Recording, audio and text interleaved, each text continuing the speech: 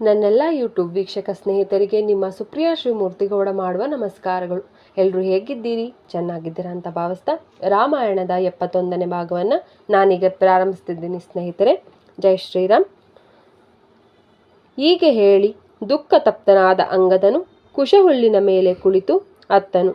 ಅವನನ್ನು ಸುತ್ತುವರೆದಿದ್ದ ಬೇರೆ ಕೋತಿಗಳು ಅದೇ ರೀತಿ ಪ್ರಾಣ ತ್ಯಜಿಸಲು ನಿರ್ಧರಿಸಿದವು. ಆ ಸಮಯದಲ್ಲಿ ತನ್ನ ಗುಹೆಯೊಳಗಿಂದ ಹೊರಬಂದ ಜಟಾಯುವಿನ ಅಣ್ಣನಾದ ಸಂಪತಿಯು ಅವರೆಲ್ಲರಿಗೂ ಕಾಣುವಂತೆ ಒಂದು ಪರ್ವತದ ಮೇಲೆ ಕುಳಿತನು. ಅವರನ್ನು ಕಂಡ ಅವನು, ವಿಧಿಯ ಕರುಣೆಯಿಂದಾಗಿ ನನಗೆ ಬಹಳ ಸಮಯದ ಬಳಿಕ ಸ್ವಲ್ಪ ಆಹಾರ ದೊರಕಿದೆ. ಉಪವಾಸದಿಂದ ಪೀಡಿತರಾಗಿರುವ ಕೋತಿಗಳು ಸತ್ತು ಬೀಳಲಾರಂಭಿಸಿದಾಗ ಬಳಿಕ ನಾನು ಅವರನ್ನು ಒಬ್ಬೊಬ್ಬರನ್ನಾಗಿ ತಿನ್ನುವೆನು ಎಂಬುದಾಗಿ ಹೇಳುತ್ತಾ ಅತ್ಯಾನಂದ ಪಟ್ಟನು. ಇದನ್ನು ಕೇಳಿ ಕಳವಳಗೊಂಡ ಅಂಗದನು ಹನುಮಂತನನ್ನು ಉದ್ದೇಶಿಸಿ ಹೀಗೆಂದನು, ಎಂತಹ ಭಯಾನಕ ವಿಧಿಯನ್ನು ನಾವೀಗ ಎದುರಿಸುತ್ತಿದ್ದೇವೆ. ಇವೆಲ್ಲವೂ ದುಷ್ಟ ಕೈಕೇಯಿಯ ಕೃತ್ಯದ ಫಲಿತಾಂಶವೇ ಸರಿ.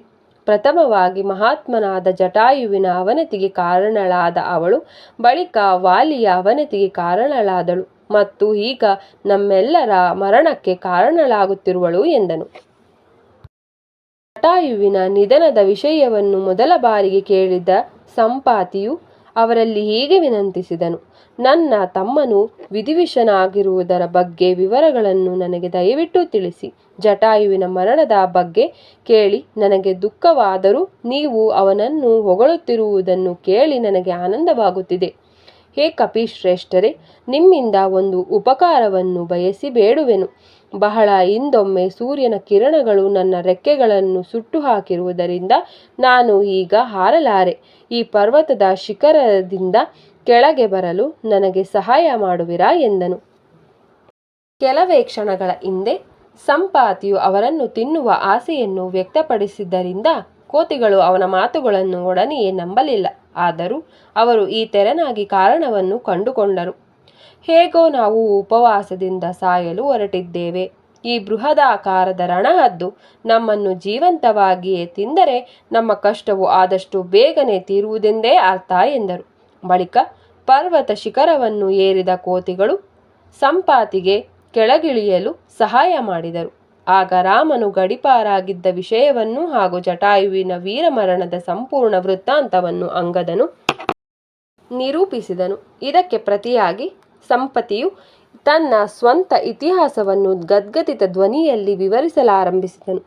ಬಹಳ ಹಿಂದೆ ಜಟಾಯು ಹಾಗೂ ನಾನು ನಮ್ಮ ಬಲವನ್ನು ಪರೀಕ್ಷಿಸಲು ಸ್ವರ್ಗಾಧಿಪತಿಯನ್ನು ಯುದ್ಧಕ್ಕೆ ಆಹ್ವಾನಿಸಿದೆವು. ಆಕಾಶದಲ್ಲಿ ಸ್ವರ್ಗಲೋಕದವರೆಗೂ ಹಾರಿದ ನಾವು ಇಂದ್ರನನ್ನು ಯುದ್ಧದಲ್ಲಿ ಸೋಲಿಸಿದೆವು.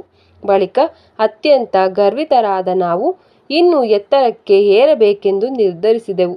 ತದನಂತರ ನಾವು ಸೂರ್ಯನನ್ನು ಸಮೀಪಿಸಿದಾಗ ಅವನ ಕಿರಣಗಳ ಅತಿಯಾದ ಶಾಖದಿಂದ ಜಟಾಯುವು ಪ್ರಜ್ಞೆ ತಪ್ಪಿದನು. ಅವನನ್ನು ಕಾಪಾಡಲೆಂದು ನಾನು ಅವನನ್ನು ನನ್ನ ರೆಕ್ಕೆಗಳಿಂದ ಮುಚ್ಚಿದಾಗ ನನ್ನ ರೆಕ್ಕೆಗಳು ಸುಟ್ಟು ಹೋಗಿ ನಾನು ವಿಂಧ್ಯ ಪರ್ವತದಲ್ಲಿ ಬಿದ್ದೆನು. ಆಗ ಮಾತನಾಡಿದ ಅಂಗದನು, ನೀನು ಜಟಾಯುವಿನ ಅಣ್ಣನಾಗಿದ್ದು ನಮ್ಮ ಹಿತೈಷಿಯಾಗಿದ್ದರೆ ರಾವಣನ ವಾಸಸ್ಥಳದ ಬಗ್ಗೆ ನಮಗೆ ತಿಳಿಸು ಎಂದನು. ಸಂಪಾತಿಯು ಉತ್ತರಿಸಿದನು, ನಾನು ಈಗ ಬಹಳ ವೃದ್ಧನಾಗಿದ್ದು ನನ್ನ ರೆಕ್ಕೆಗಳು ಸುಟ್ಟು ಹೋಗಿವೆ. ಭಗವಾನ್ ರಾಮನಿಗೆ ದೈಹಿಕವಾಗಿ ಸೇವೆ ಸಲ್ಲಿಸಲು ಅಸಮರ್ಥನಾಗಿರುವ ನಾನು ನನ್ನ ವಾಕ್ಶಕ್ತಿಯಿಂದ ಅವನ ಸೇವೆ ಮಾಡಬಲ್ಲೆ.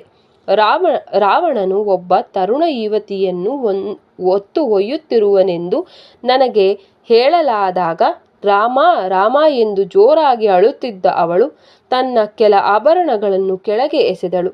ಈ ರಾವಣನು ರಾಕ್ಷಸ ರಾಜನೆಂದು ಮತ್ತು ಅವನ ರಾಜ್ಯವಾದ ಲಂಕೆಯು ದಕ್ಷಿಣದ ದಡದಿಂದ 100 ಯೋಜನಗಳ ದೂರದ ದ್ವೀಪವೊಂದರಲ್ಲಿರುವುದೆಂದು ನನಗೆ ತಿಳಿದಿದೆ. ನಾನು ವಿನತೆಯ ವಂಶಜನಾಗಿರುವುದರಿಂದ 100 ಯೋಜನೆಗಳಿಗಿಂತಲೂ ದೂರ ನೋಡುವ ದೃಷ್ಟಿಯನ್ನು ಹೊಂದಿರುವ ನಾನು ಲಂಕೆಯ ಸ್ವರ್ಣನಗರವನ್ನು ಇಲ್ಲಿಂದಲೇ ಕಾಣಬಲ್ಲೆ. ನನ್ನ ಪ್ರಿಯ ಕಪಿಗಳೇ, ರಾಕ್ಷಸಿಯರಿಂದ ಕಾವಲು ಕಾಯಲ್ಪಡುವ ಸೀತೆಯು ನಿಮಗೆ ಲಂಕೆಯಲ್ಲಿ ಸಿಗುವಳು. ಈಗ ನನಗೊಂದು ಸಹಾಯ ಮಾಡಿ.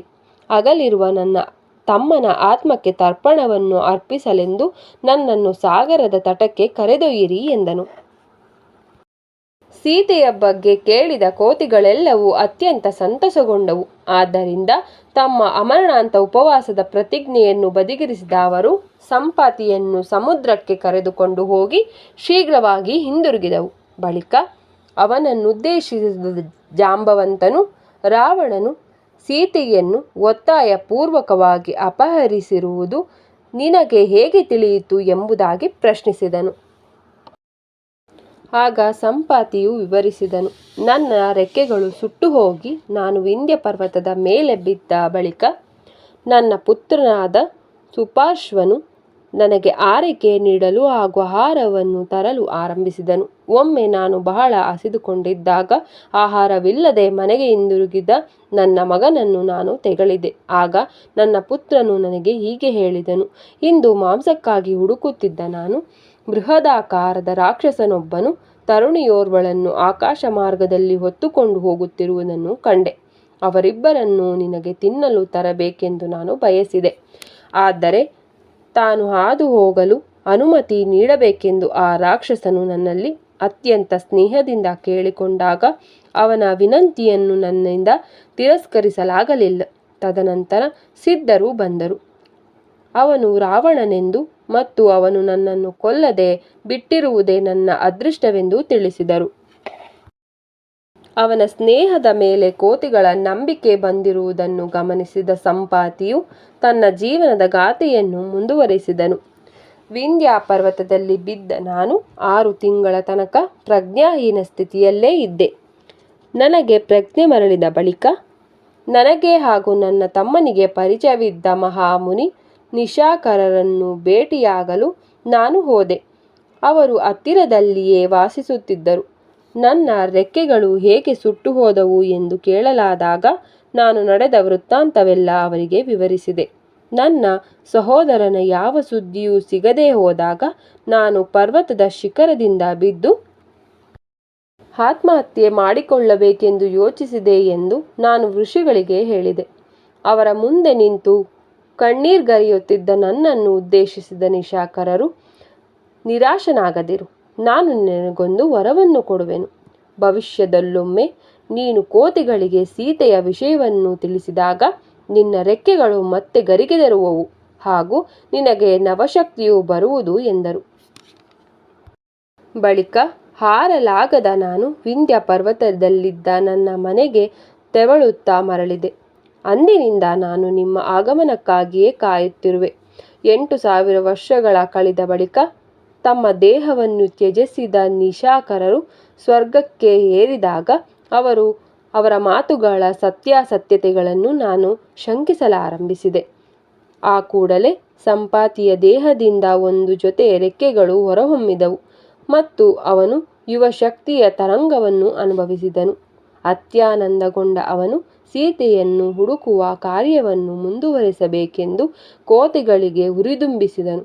ಬಳಿಕ ಅವನು ಆಕಾಶದಲ್ಲಿ ಅತಿ ಎತ್ತರಕ್ಕೆ ಹಾರಿದಾಗ ಹೊಸದಾದ ಆಕಾಂಕ್ಷತೆಯಿಂದ ಉತ್ಸಾಹಗೊಂಡ ಕೋತಿಗಳು ದಕ್ಷಿಣದೆಡೆಗೆ ಹೊರಟವು. ಸ್ನೇಹಿತರೆ, ರಾಮಾಯಣದ 71ನೇ ಭಾಗವನ್ನು ನಾನಿಲ್ಲಿಗೆ ಮುಕ್ತಾಯಗೊಳಿಸ್ತಿದ್ದೀನಿ. ನಿಮಗೆಲ್ಲರಿಗೂ ನನ್ನ ನಮಸ್ಕಾರಗಳು. ಜೈ ಶ್ರೀರಾಮ್.